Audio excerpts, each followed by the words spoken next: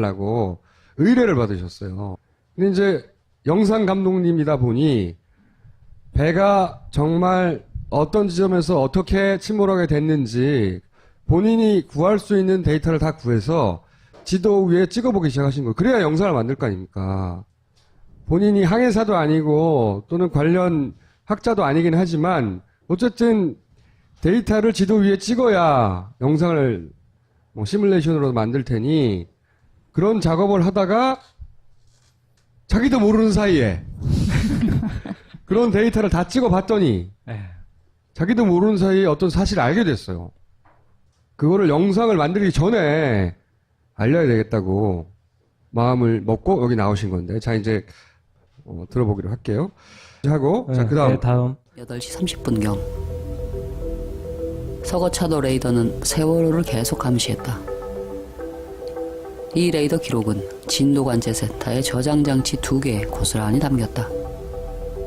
이 자료는 세월호 침몰의 비밀을 풀 수 있는 핵심 열쇠였다.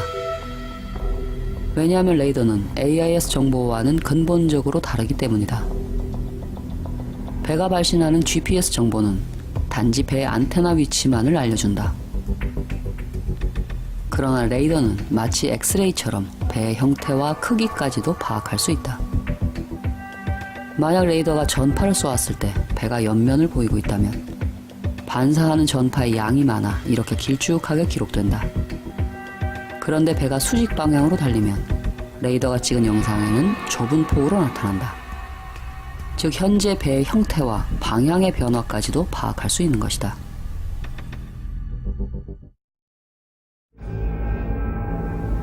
사고가 발생하자 해양안전심판원은 진도의 조사관을 급파해 레이더 영상을 포함한 관제 자료를 수집했다.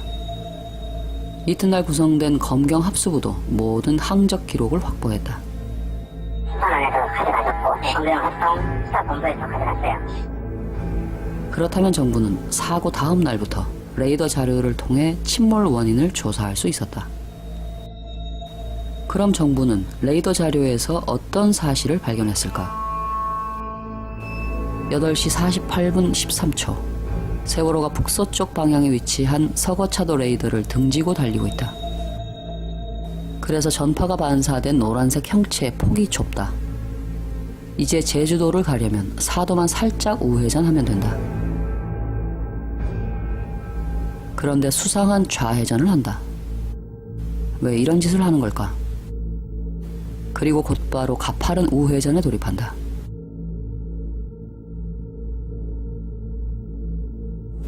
세월호가 급회전을 하면서 전파를 많이 반사하자 노란색 형체는 길쭉하게 변한다.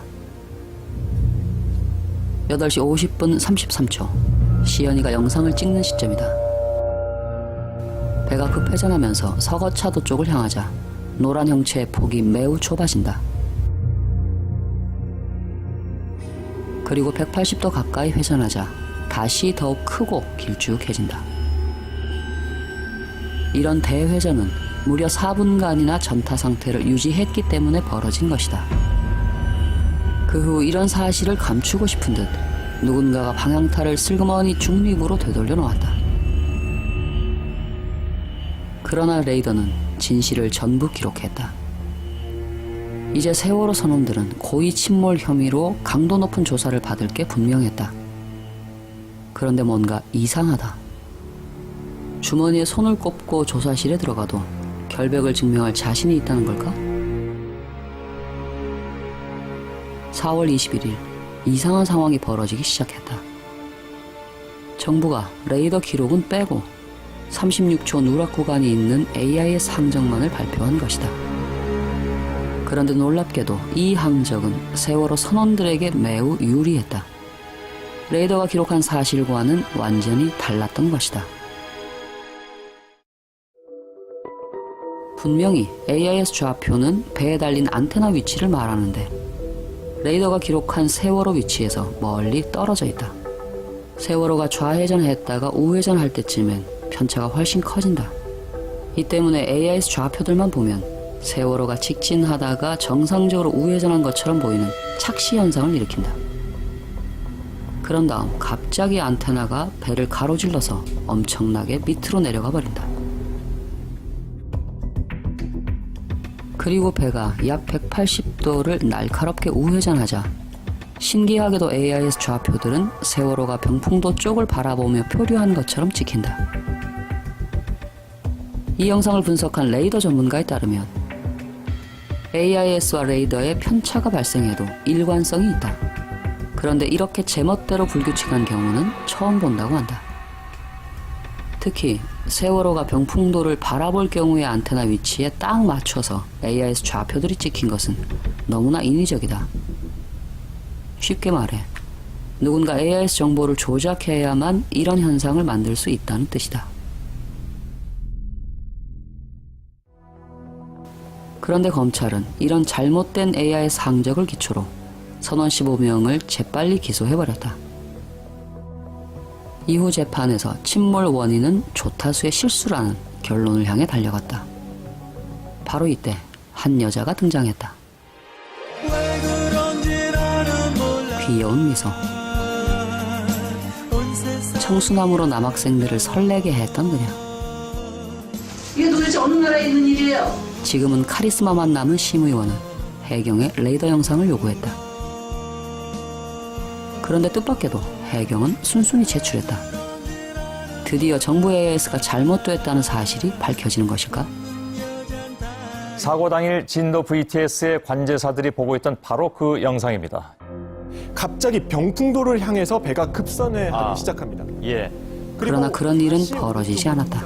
왜냐하면 레이더 정보가 터무니없이 적었기 때문이다.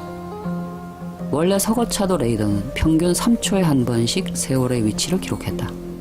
그런데 해경은 20초에 한 번씩만 데이터가 나타나는 이빨 빠진 자료를 준 것이다. 이로 인해 세월호의 형태가 변하면서 급회전하는 모습을 발견하기는 쉽지 않았다. 결국 정부의 잘못된 AIS 항적은 타격을 받지 않았고 선원들 재판은 일사천리로 진행돼 갔다. 그러나 이번엔 가족들이 나섰다.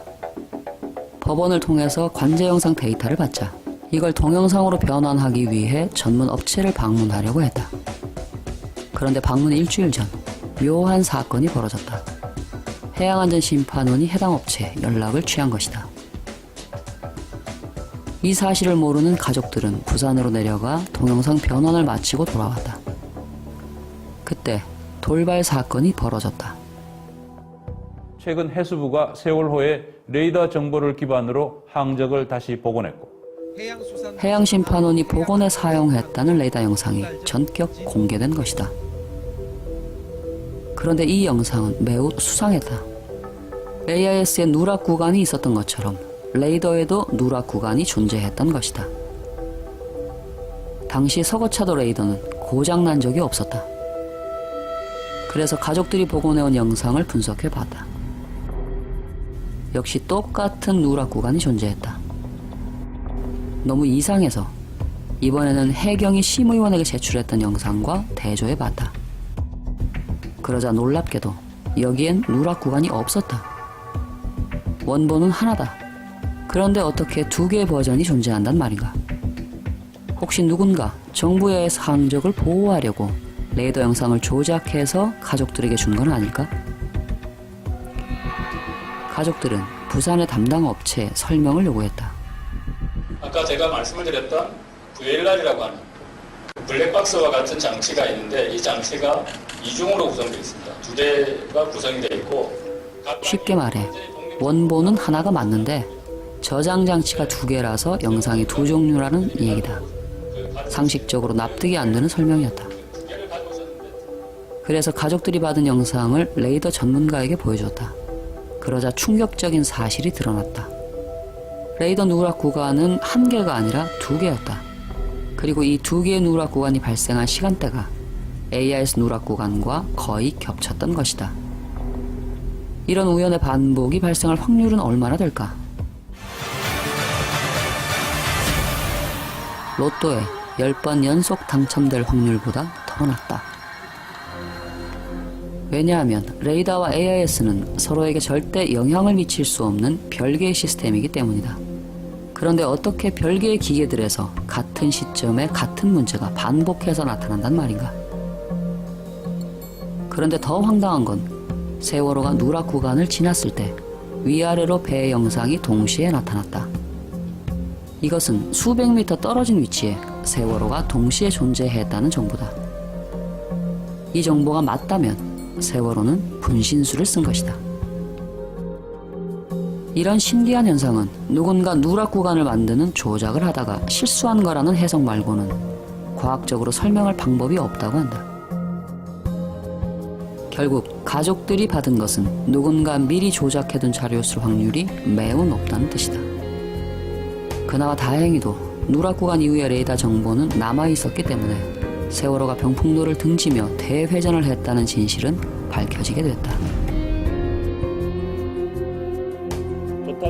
그러나 이미 검찰은 침몰 원인을 조타 실수로 확정해버렸다.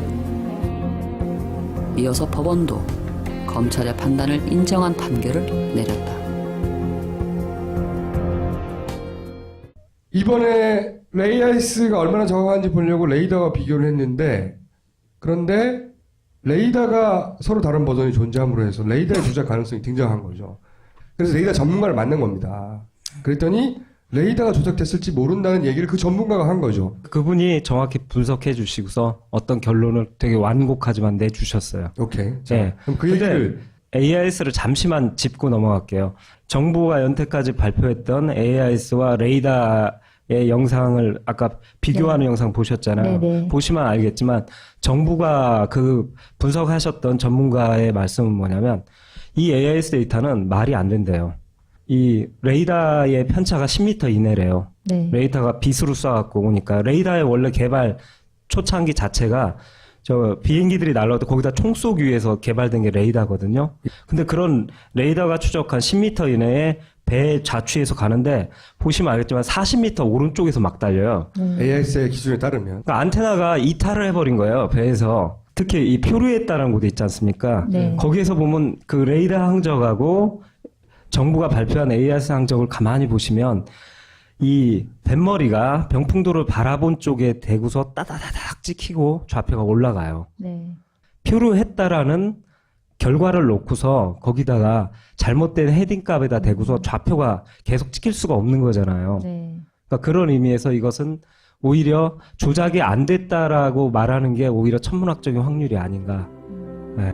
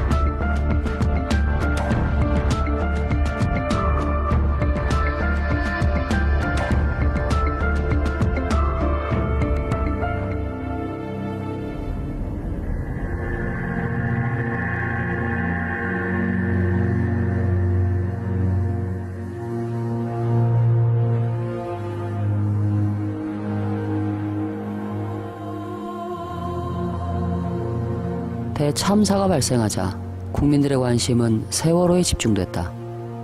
그 이전의 모든 정치 사회적 이슈들은 전부 관심 밖으로 사라졌다. 국민들은 궁금해했다. 갑자기 왜 배가 침몰한 것인가? 이때 세월호가 지그재그로 항해했다는 증언과 뉴스도 등장했다. 그 훨씬 전부터 배가 좌우로 4번 이상 방향을 바꾸면서 이상 징후를 보이는 것으로 확인됐습니다. 실제 탑승객들도 사고 전부터 방향 전환을 몸으로 느낄 정도였습니다. 이런 급박한 상황에서 해심원과 검경 합수부는 진도에서 관제 영상을 입수했다. 사고 당시 관제 영상에는 레이더 정보와 AIS 정보가 모두 들어있었다. 그로 인해 당연히 그들은 레이더 항적을 보게 됐다. 수상한 좌회전과 우회전, 그리고 280도 대회전을 전부 생생하게 목격하게 된 것이다. 이제 선원들은 고의 침몰 혐의로 강도 높은 수사를 받게 될 처지였다. 그러나 갑자기 어이없는 상황이 벌어졌다. 해수부가 정밀한 레이더 자료는 배제하고 AIS 항적만을 발표한 것이다. 그런데 이 항적은 매우 수상했다. 원래 AIS 항적은 배에 부착된 안테나의 GPS 위치를 뜻한다. 하지만 정부가 발표한 안테나 위치들은 배에서 완전히 동떨어져 움직였다. 이런 기이한 현상은 선원들이 안테나를 배에서 떼어내 긴 낚싯대에 매달아 놨을 때나 가능한 것이었다. 그리고 선원들이 배를 좌회전시킨 정보들은 통째로 누락돼 있었다. 게다가 뱃머리가 반대 방향으로 뒤바뀌어 회전 각도가 대폭 축소돼 있었다. 이와 동시에 정보 부처가 발빠르게 움직였다. 전문가들이 항적도에 대해 이런저런 언급을 못하도록 압력을 행사한 것이다. 이로 인해 선원들이 고의 침몰 혐의에서 벗어날 가능성은 점점 높아져 갔다. 그러나 AIS가 뭔지도 몰랐던 가족들과 일반 국민들은 이런 사실을 전혀 모르고 있었다.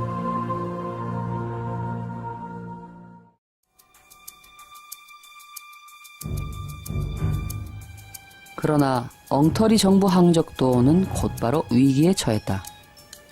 항해 전문가들이 항적도가 이상하다는 사실을 단번에 눈치챈 것이다. 결국 속도와 관성을 무시한 코미디 같은 표류 항적이 가장 먼저 의심을 받기 시작했다. 게다가 정부 내에서도 사고 시점을 이 밑 구간으로 추정하기 시작했다. 이렇게 되면 사고가 나야 엔진을 끌 테니 선원들이 엔진을 끈 시점도 뒤로 밀리게 된다. 이러면 엔진을 끈 순간 바로 배가 멈추진 않기 때문에 이 생뚱맞은 표류 항적은 더더욱 의심을 받게 된다. 이제 정부 항적도가 무너지는 건 시간 문제일 뿐이었다.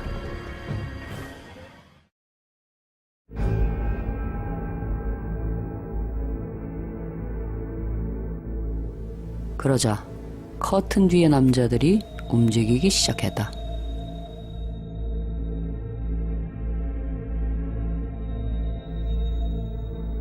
위기에 빠진 AIS 항적도, 이것을 구할 새로운 데이터 한 개가 준비됐다.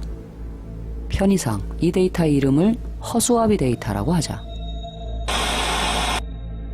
이 데이터에는 세월호의 뱃머리 방향이 140도라는 정보가 포함되어 있다. 다음 데이터의 뱃머리 방향은 150도다. 만약 세월호가 아주 짧은 시간에 10도를 확 돌면서 배가 기울어졌다.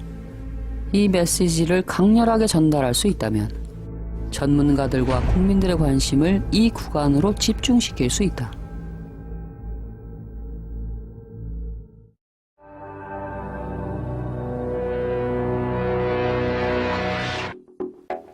그들은 급히 두 패밀리오를 찾아갔다. 이 배는 세월호 옆을 지나갔던 상선이다. 그로 인해 이 배의 블랙박스에는 세월호의 마지막 항적 데이터가 수신돼 있었다. 그들은 이것을 입수해서 데이터를 복사했다. 복사 과정은 매우 간단하다. 랜선으로 연결하고 다운로드 버튼만 누르면 된다. 더 빠르게 복사하려면 저장 장치의 PC 카드를 빼서 노트북에 끼워 데이터를 복사하면 된다. 그런데 이렇게 세월호의 항적 자료가 전부 확보되자 정밀한 레이더는 제쳐두고 AIS 화면만을 선택했다.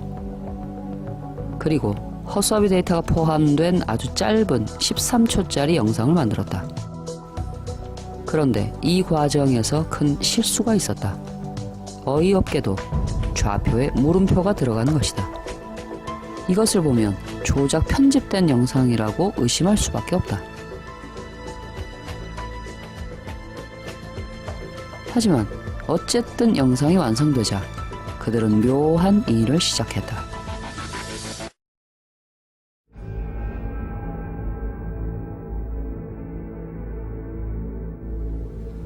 13초짜리 영상을 플레이시켜놓고 폰카 같은 것을 사용해 흔들면서 다시 촬영을 했다. 그러더니 촬영된 영상을 또다시 PC에서 플레이시켜놓고 캡처 프로그램을 이용해 최종 영상을 만들었다.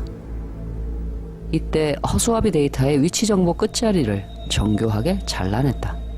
이런 이상야릇한 3단계 공적을 거치자 화질이 떨어지면서 정확한 숫자를 읽기가 힘들어졌다.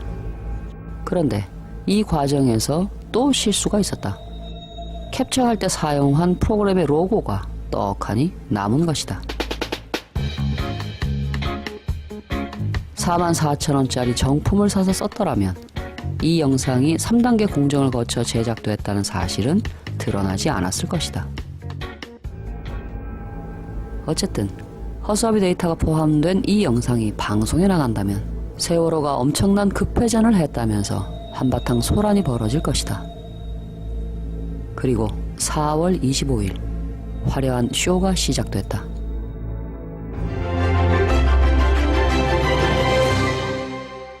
당시에 세월호 바로 곁을 지나던 옆을 지나던 이 상선에 설치된 블랙박스, 즉 항해 기록 장치를 분석한 결과입니다. 이때 주변 상선이 두 패밀리였다는 건 공개되지 않았다. 8시 49분 12초에 뱃머리를 140도로 향한 그리고 이 영상은 선원들의 주장을 강력하게 뒷받침했다. 즉 선회를 할 때 갑자기 배가 기울었다는 승무원들의 진술과도 정확히 일치합니다. 1초 만에 10도로 급선회. 이게 가능합니까? 절대 불가능하다. 왜냐하면 거리가 더 문제였기 때문이다. 설사 UFO라도 6,000톤급이 바닷물과 마찰하며 시속 1,100km로 달리는 건 불가능하다. 이게 사실이면 세월호는 은하계 최고 신기록을 수립한다. 예, 저도 이런 자료가 있다는 건 몰랐는데 아마 YTN에서 찾아내신 모양입니다. 어쨌든 이 충격 전략은 매우 효과적이었다. 세월호 침몰 원인이 1초의 10도 급변침으로 집중됐고 엉터리 표류 항적은 전문가들의 관심에서 멀어지게 됐다.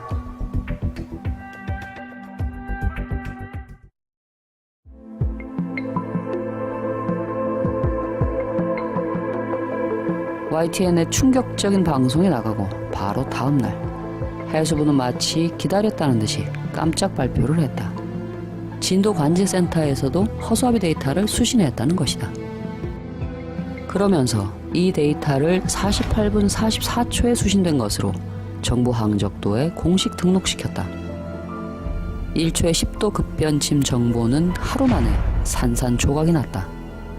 결국 이틀간의 깜짝 쇼 끝에 남게 된 최종 정보는 선원들이 140도에서 정상 변침을 시도하다가 사고가 발생했다. 이런 메시지였다. 그리고 검찰은 선원들을 기소할 때 바로 이 메시지를 공소장에 담았다. 참으로 화려한 새 데이터의 등장이었다. 그러나 이 AIS 데이터는 허수아비일 뿐이었다. 전문가들과 검증한 결과 허수아비를 등장시킨 YTN 동영상은 조작 말고는 과학적으로 설명할 수 없는 것이었다. 그리고 진도관제센터에서도 허수아비를 수신했다는 정부 발표도 믿을 수 없는 것이었다. 진도관제 영상 2개를 전부 조사한 결과 허수아비 데이터는 존재하지 않았다.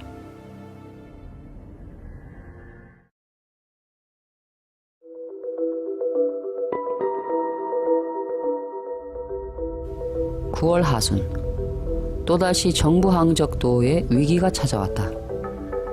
파파이스에서 280도 대회전 문제를 제기한 것이다. 둘라 에이스가 찍은 사진은 어떻게 조작할 수 없잖아. 이미 찍어서 나가서 CNN에. 그리고 설상가상으로 가족들까지 진도 관제 영상 복원 계획을 세웠다. 그들에겐 진짜 골치 아픈 상황이었다. 만약 관제 영상이 제대로 복원된다면 레이더에 담긴 진실들이 고스란히 드러난다. 게다가 진도 관제 영상에 허수아비 데이터가 없다는 사실까지 드러나 버릴 수 있다. 그러자 또다시 이상한 일들이 벌어지기 시작했다. 가족들이 부산의 복원업체를 방문하기 일주일 전 해심원이 복원업체에 연락을 취했다. 이 사실을 모르는 가족들은 그 업체에서 영상을 복원해 서울로 돌아왔다. 그리고 그것을 파파이스 킹 감독에게 분석해보라고 제공했다. 바로 이때 이상한 우연이 반복됐다. 최근 해수부가 세월호의 레이더 정보를 기반으로 항적을 다시 복원했고 여기에는 이른바 사라진 29초 구간의 항적 정보도 포함된 것으로 확인됐습니다. 왜 정부 항적도가 위기에 빠지면 어김없이 새 데이터가 등장하는 것일까? 6개월 전에도 동일한 일이 벌어졌었다. 침몰 직전 세월호의 항적 36초 가운데 일부를 확인했습니다. 1초의 10도가 4초의 11도 변침으로 바뀐 것 말고는 동일한 패턴이다. 갑자기 140도에서 150도로 10도가 급격하게 돌아갑니다. 불과 4초 사이에 11도, 초당 2.7도나 꺾는 급변침이 발생한 것입니다. 이게 가능합니까? 이런 정도의 급변침이 실제로 가능할까? 이것도 역시 절대 불가능하다. 이번에도 거리가 문제이기 때문이다.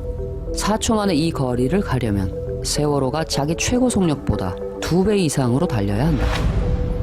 이것은 다른 비밀을 숨기려는 충격 전략이라고 볼 수밖에 없었다. 그래서 가족들이 받은 관제 영상을 전문가와 함께 검증해봤다. 그러자 조작이라고 볼 수밖에 없는 증거들이 쏟아져 나왔다. 게다가 아주 깜찍한 사실까지 발견됐다. 해심원이 복원했다는 데이터 자료를 살펴보니 허수아비 데이터가 있어야 할 48분 44초 자리에 허수아비가 없었던 것이다. 그 대신 황당하게도 새로운 AIS 데이터가 그 자리를 차지하고 있었다. 그러나 허수아비가 만든 메시지는 그대로 남았다. 그리고 검찰은 최종 수사 결과에서도 그 메시지를 그대로 유지했다. 곧이어 사법부 역시 검찰 기소를 그대로 받아들인 판결을 내렸다. 과연 그들은 누구일까? 현재로선 그들의 정체를 정확하게 알 수 없다. 그러나 이런 사실들은 추론할 수 있다. 그들은 두 패밀리에 블랙박스를 요구해 받아낼 수 있는 힘이 있다. 그들이 자료를 제공했을 때 YTN이 의심하지 않고 방송에 내보낼 만큼 확실한 지위를 갖고 있다. 이런 언론 플레이를 기획하는 노련한 심리전 기술을 갖고 있다. 그러나 심리전을 수행하는 실무 능력은 실수가 많고 매우 웃긴다. 정체불명의 허수아비 데이터를 정부 항적도에 등록시킬 수 있는 힘을 가졌다. 관제 영상의 누락 구간과 분신술 현상을 만들어내게 하는 영향력을 갖고 있다. 조작임이 분명한 짓을 하고도 검찰 수사를 두려워하지 않을 만큼 파워를 갖고 있다.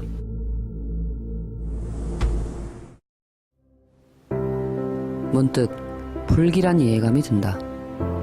그들을 법정에 세우지 못한다면 언젠가 세월호 참사 같은 비극이 다시 벌어질 것 같다. 또 해양심판원이 12월 29일 날 드디어 사과가 나오고 나서 지금 몇 개월입니까? 8개월 이후에 처음으로 발표를 했어요. 사실은 사고가 나면 해양심판원이 제일 먼저 이 사고 원인이나 분석에서 발표해야 되는데 이렇게 오래 있다가 이걸 발표하는 것도 이례적이기도 하고요. 사실은 김 감독님이 제기했던 여러 문제에서 다시 불거지기 시작하니까 정부 사이드에서 최고 전문가, 해양사고 최고 전문가들을 할 수 있거든요, 실제로. 그분들이 나와서 이걸 정리하고 정부의 권위로서 이제 전문적인 논란의 종결을 내리려고 했던 거 아니겠는가라고 생각해서 해양심판원의 그 결과 기다리고 있었어요. 뭐라고 발표하나. 그랬더니 기대가 컸죠. 네. 그랬더니 첫 장 총평은 사실은 이때까지 검찰이 처음에 네. 경찰, 검찰, 아니 해경, 검찰, 뭐 정부 뭐라고 할 거 없이 정보 사이드에서 나왔던 거의 모든 발표, 우리가 문제 있다고 했던 네. 그 발표 내용과 달라진 게 거의 없다예요. 바로 제가 왼쪽에 보여드리는 이 자료를 첨부해 놨어요. 근데 이 첨부된 자료에 누락 구간들이 다른 게 나와요. 근데 이분들은 안 보이신대요. 그러니까 이상하게 저 3번만 보이는 거예요. 29초만. 3번만 이때까지 언론에서 거론됐었으니까요. 네. 자, 그게 황당하다. 나머지 누락 구간들은 그럼 어떻게 설명할 거냐. 세 번째. 예, 황당베스 이제 3인데 사실은 이분이 정부에서 발표하고 그 정부에 어떤 고민이 있었는데 뭐냐면 여기 세 점이 몰려 있는 곳이 있었어요. 좌표들이. 그러면서 어떤 현상이 있었냐면 이 선수값이 199, 213, 191로 가면서 말하자면 시계 방향으로 이렇게 순환적으로 이렇게 회전할 땐 돌아야 되잖아요. 이렇게 돌아야 되는데 갑자기 뒤로 도는 말도 안 되는 초자연적 현상이 나타나요. 배가 이렇게 휙 돌아야 되는데 휙 이렇게 돌았다는 거예요. 완전 비과학적인. 근데 이것 때문에 이제 한번 보시겠습니다. 한번 그 밑을 보시면 플레이 버튼이 나오거든요. 하다가 이렇게 돈대요. 이게 말이 안 되는 거거든요. 전문가들이 보면 이게 AS 될 때 이거 너무 이상하다. 이건 말이 안 된다. 현실적으로 존재할 수 없는 AS 데이터거든요. 그때 그런 문제 제기를 했었어요. 네. 그때 이제 나침판 고장서를 그분들이 갖고 나왔다가 이번에 해심원이 나침판 고장서를 철회하고 안테나 교체론으로 갔어요. 어떤 식이냐면 이제 이것도 한번 얘기했었죠. 안테나가 2개가 있는데 주 안테나가 있고 보조 안테나가 있고 근데 주 안테나로 잡다가 보조 안테나로 잡으면 그 간격만큼 차이가 생길 수 있다. 라고 관전센터를 관리하는 업체 사장님이 그런 얘기를 했다. 네. 여하간에 그때 했을 때 제가 그 GCS 사장님을 만나서 대표님을 만나서 이거 안테나 교체로 설명이 안 된다라고 분명히 말했고 반박을 못 하셨거든요. 근데 그걸 그대로 또 집어넣어갖고 그걸 이 말도 안 되는 이 역회전 현상을 갖다 해결이 아니죠. 그러니까 더 상황을 악화시켰어요. 악화시킨 걸 한번 보시겠습니다. 이것도. 그래서 이제 그 말대로 다시 재구성을 했더니 그림이 어떻게 되냐면 이렇게 됩니다.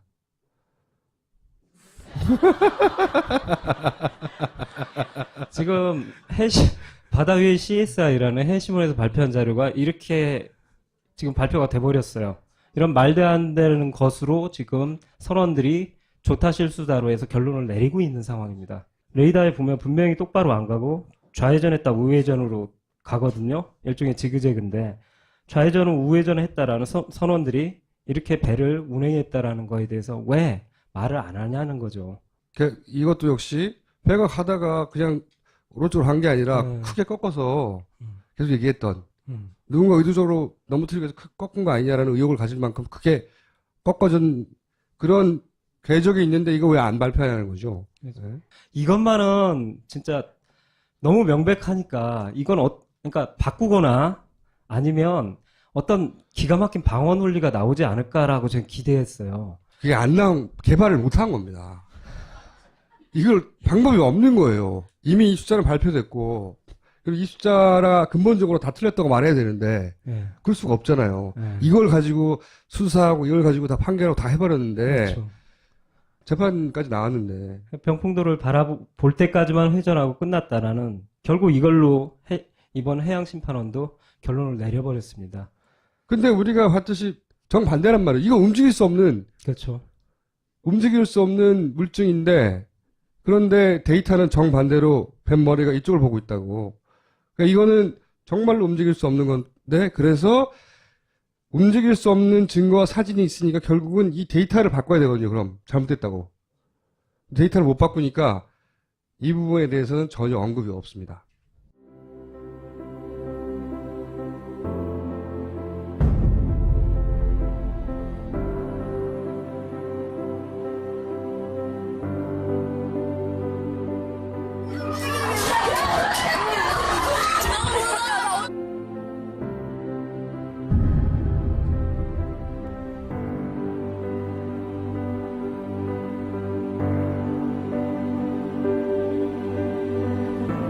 아이들한테 너희는 왜 죽었는지 정확히 알려주지도 못하면서 눈물을 흘리면 그게 추모가 되는 건가요?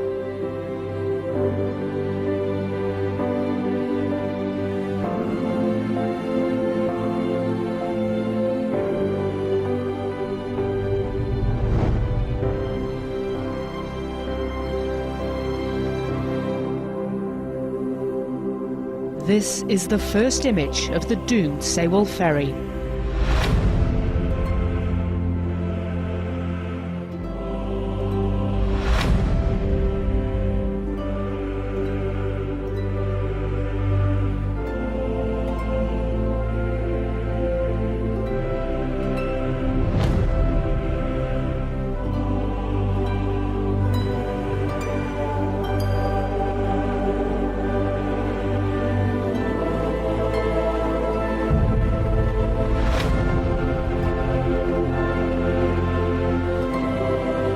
뭘 이정표로 남겨두면 결국은 그게 무기가 돼서 그 사람들한테 돌아가요.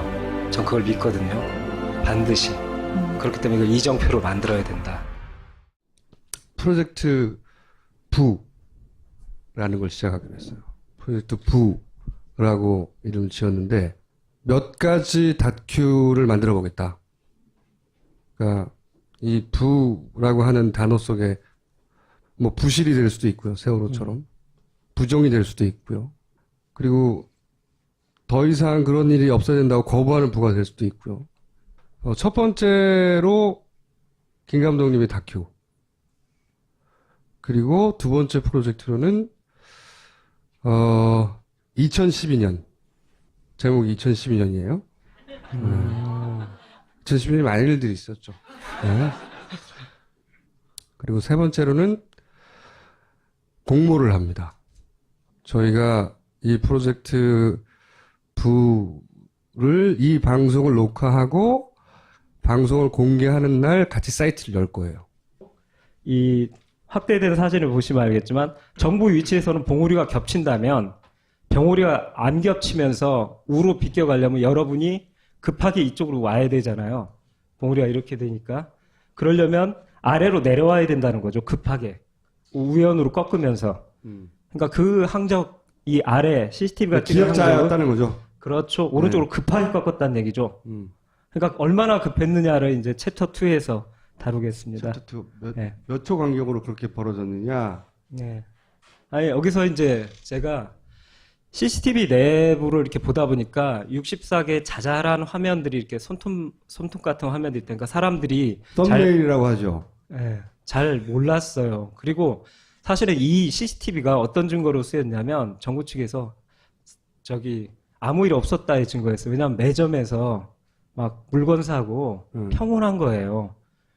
그래서 아무 일이 그렇죠. 없었구나 그 시간 64번에서는 저런 일이 있었지만 네. 그 64번이 그런 의미라는 걸 우리는 아무도 몰랐고 나머지 화면에는 배 안에 사람들이 정상적으로 뭔가를 하고 있는 거가 찍혔기 때문에 아무 일도 없었다는 증거로 CCTV가 제시됐어요. 오히려 제시됐었어요. 근데 그게 사실은 너무 작은 화면들을 한꺼번에 봐서 그렇지 그걸 원본 화질로 크게 확대하고서 그 큰 주차장 갖다 그 확대하고 이렇게 보면 저 차들이 흔들리는 게 보이고 여러 가지 그 급변침의 징후들이 다 포착되고 있습니다. 요 저기 35초로 제가 짧게 만들어 왔습니다. 한번 보시겠습니다.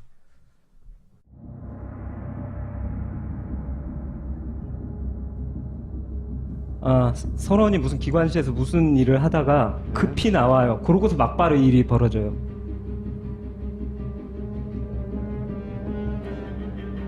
배를 이렇게 경부선부터 왼쪽으로 쫙 확 기울어졌다는 거예요.